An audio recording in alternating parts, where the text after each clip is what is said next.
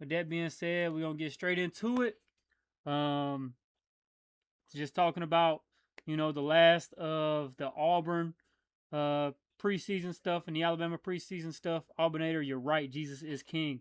Um, Amen.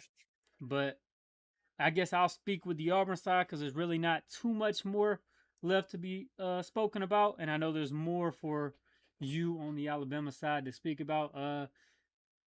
As far as I know, all these position battles are really getting closed up. With the DB battles, as far as like Rayshon Pleasant and Gavin Jenkins and who that CB2 and 3 is gonna be. That'll kind of come into fruition. It kind of sounds like Rayshon Pleasant is set to take that role, but I wouldn't be surprised if Gavin Jenkins took over. And then as far as guard goes for the offensive line, um, last I heard was Strand, that he made a real final push over Derek Plaz. So he should be the starting guard. And it sounds like that this offensive line is going to be a little bit more impressive than I thought. Maybe a little bit better than what most Auburn fans initially thought. So hopefully that's the truth. That's what it sounds like. Nobody's saying that. Um, like nobody's coming out there and directly saying it. I'm just saying from what I've heard. So I'm super excited to see what the O line looks like. And man, I know we already did our quarterback rankings, but I really think Byron Brown's in for it, in for a good season if the offensive line case is true. I know Garrett can attest to this. I've been a Byron Brown and Golish fan since before Hugh Freeze even got fired. So I'm extremely stoked to see him in an Auburn uniform. Excited to see what this young man does. Uh, Golish talked about him today in his, kind of pre-game or prep, or what do you call it? It's like a fake week of preparation, fake Yeah. game week. So I know he did talk about Byram and his, elite process to being, an elite quarterback, and how he was 2 rooms over watching film as the press conference was going on. So extremely excited to see that young man play as an Auburn Tiger. Um, and we'll talk about more of the Baylor matchup next Monday. So that's all I'm going to say. I'm not going to hog up too much time because I know our co host Garrett over here is extremely excited to talk about what's going on over there in Tuscaloosa. Yeah. So obviously a lot more notable news coming out of Tuscaloosa over the weekend. Obviously, Keelon Russell named the starting quarterback. This isn't necessarily surprising. Obviously, we pretty much the whole time we knew he had the higher upside over Austin Mack. Austin Mack maybe was just a little bit more consistent, having been around DeBoer and Grubb's system just a little bit longer. Um, as I'd like to reiterate the points that a lot of the coaching staff has made, that this wasn't necessarily a quarterback competition won because one guy lacked something over another guy. This was just both guys were really good. Both guys deserved the job. One guy just separated himself as to being elite compared to the other guy. And that's Keelan Russell, the guy with the higher ceiling, the guy that can make plays that most other guys in the country just simply can't, whether it's just because of his athletic ability or how he can process defense quickly. That's where he just kind of separated himself. So I'm really happy because I always thought the ceiling was a lot higher with a guy like Keelan Russell, especially if you look at Alabama's like the first 5 games they play. There's a lot of wiggle room to where you should be able to win with either guys. And after those 5 games, you give Keelan Russell that starting experience. He should be in a pretty good place heading into the second week in October, which is the Georgia game. So this is something that, like I said, not really surprising, but it's big, big news. I'm glad it came as early as it did. I was starting to get concerned that maybe this would boil over into the season. Really glad that it hasn't. It tells me that this was a sure thing. The coaching staff isn't just doing this because they have to. They know Keelan's a guy. It also tells me that Keelan's going to be able to get first team reps from here on out, all the way up until week 1. So that's really nice to hear. But getting all that out of the way, in other news in fall camp, Noah Rogers, he is a guy that came over from NC State, wide receiver. He's supposed to be pretty good for Alabama this year. Going to be getting a lot of touches. In the spring he had a lower leg injury, I believe, tore something in his knee. Never a good injury to have. But he is back practicing already, which is way ahead of schedule. Now he's not taking contact. He's not going to play week 1. Probably not going to even play week 2. Probably be a few weeks into that, but it tells me that he is recovering very well, which is very important because we need him back in game shape by the time we hit that midseason stretch of Georgia, Tennessee, A&M, and LSU. And looks like that is going to be the case. The running backs seem to be coming along. Obviously, that is one of the two big questions on this team. That and the offensive line. Trayshawn Brown, true freshman, 3-star. Learn his name now. He's going to be important.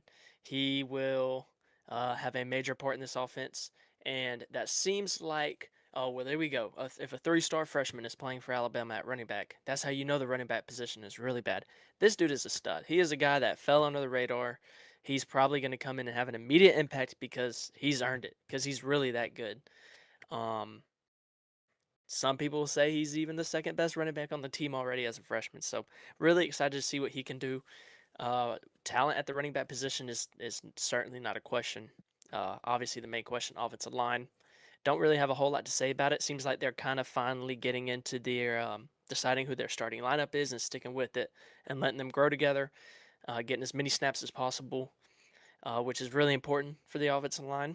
I know I've heard people say that obviously the offensive line right now is not great, but it is moving along and that it is ahead of where most people thought they would be at this time, which take that what you will. Doesn't necessarily mean they're great, but it means they're better than what we thought, which is we'll take that. We need anything we can get. So, um, still have a lot of work to do on the offensive line, but it is looking like not going to be quite as bad as we thought. Probably still going to be pretty bad, but not quite as bad. But that's where Keelon Russell just elevates your game so much because he can get out of the pocket and make things happen when plays break down. His threat to run the football, his threat anytime he goes to hand the football off, somebody has to respect the fact that he could pull it himself and take off. I like to imagine that the running game 2 years ago with Jalen Monroe was just as bad. We just didn't know it yet because we had Jalen Monroe. Keelan can't run quite like Jalen Monroe did, but he can run the football. And that I think is going to open up a running game just enough. And if he can sling that rock, which I'm pretty confident he can, our offense, at least by the time we hit that middle of the season stretch, should be clicking pretty well. And this would probably be one of the best offenses it'd probably be the best offense we've seen so far in the DeBoer era. Um, Interestingly enough, this is the first quarterback in 20 years for Alabama that has not been coached by Nick Saban. 20 years, 2006 was the last time a quarterback suited up for Alabama, having never been coached by Nick Saban. So this is officially the post Nick Saban era. Pretty much every remnants of him, player wise, staffing wise, is gone outside of a few small outliers here and there. So this is, hey, you talk about you just moved. Um, if you move into a house, yeah, it's a new house, but if you got all the old owner's furniture and appliances, it doesn't really fully feel like yours until you get all of your stuff in there. So this is DeBoer's house now. This is all his furniture in there, and I think that's a good thing. I think he's comfortable. I think he really feels like it's his team now. And he's a really good coach, so I'm gonna trust that the product that he's gonna put on the field this year is gonna be good. One last thing before we move on. Defensive line was kind of a question. They were good last year, but they weren't dominant. They really want to be dominant this year. So they got a lot more big bodies. This defensive line, all reports from the spring have been that they're going to be really good. This defense that was already really good, probably have the best secondary in the country, is only seeming like they're getting even better because the defensive front is impressive to say the least. Unblockable is a word that got thrown around a little bit. Granted, remember the offensive line they're going against is a brand new offensive line and a not as talented offensive line. but still a really dominant defensive front, a deep defensive front. I believe we had an injury today, but still a deep defensive front. Question on the defense's linebackers, and that's not more so a question as much as it is they're just not as good of a position group as the other position groups on defense. They're still really good. They're just not really great like the other position groups. So they're going to be solid as long as we can just have a couple game records in there. Obviously, Yanze Pierre, who's going to be phenomenal for Alabama this year. Probably be a double-digit sack guy. He'll cause havoc in the backfield, which is what we need, especially to start the season as we're trying to implement a new quarterback. So overall, I'm getting really high on this team. I think the ceiling just over the past week has risen massively from where it was when we entered fall camp. So that's really exciting. Now it's just time to get out on the field, and a lot of people have had some stuff to say over the offseason. I'm just ready to see what this team can do. Yeah. What this tells me most is that Kalen DeBoer, I mean, I don't want to say knows something that we don't know because obviously he does. He's the head coach, but he has a lot more confidence um, than most people would think. That's what that move tells me with starting Keelon Russell, and I found out it's Keelon Russell, not Keelon Russell. Yes, So if I Keelan. say Yeah, Keelon, I'm the wrong. Make sure I don't say that. I don't want to disrespect that young man, um, but this tells me that those receivers are a group of receivers that are ready to ball out. It tells me, the only thing that it tells me about the offensive line um, is that it can be questionable because the reason you would start Keelan Russell over Austin Mack is mobility, obviously. But it tells me a lot about the offense that he can elevate the run game. Keelon Russell can, that these receivers are ready to go make plays, and that this defense might potentially be the best defense in the Kalen DeBoer era. And if I had to put money on it, I would bet it that they are. It's probably one of the most talented groups he's had. And like you said, that defensive line is nothing to play with. So I do think that this move is a move of confidence, not a move of, well, we have nothing to lose, so put out this guy with all the potential. That's what it says to yeah, me. I can't speak for everybody else.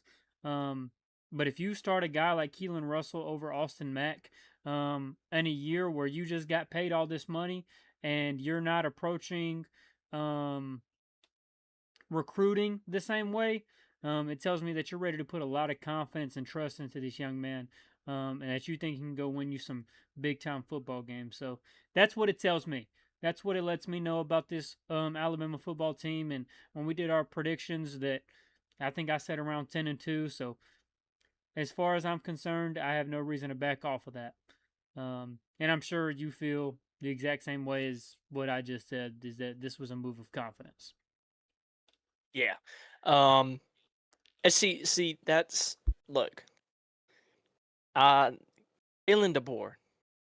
No matter what you think about him, one thing you cannot question is that he knows quarterbacks. He can coach the quarterback position. He can recruit them and he can coach them at a very, very, very high level. So Kalen DeBoer's like this is not one of those situations. You see this a lot where sometimes the younger guy with a higher upside gets the job just out of pure like we just gonna hope the upside hits. You see this happen all the time. This is not one of those cases. Keelan Russell didn't win this job off of upside. Yeah, that helps. He won it because he earned it. Kalen DeBoer is not going to put a guy up there just because, oh, he can be better. And if anybody can get the best out of Keelon Russell, it is Kalen DeBoer. There are a few guys in the country that can coach the quarterback position better than Kalen DeBoer. That is one thing you cannot take away from him. His time as a head coach at Alabama, at Washington, before Fresno State has proven that.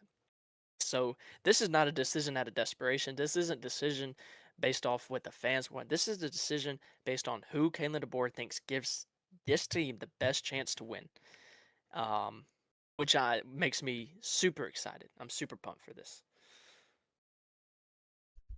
Auburn, I would agree. He said Alabama's three-game stretch versus Tennessee, Texas A&M, and LSU is going to be very key on deciding Alabama's season. Don't they play If Georgia?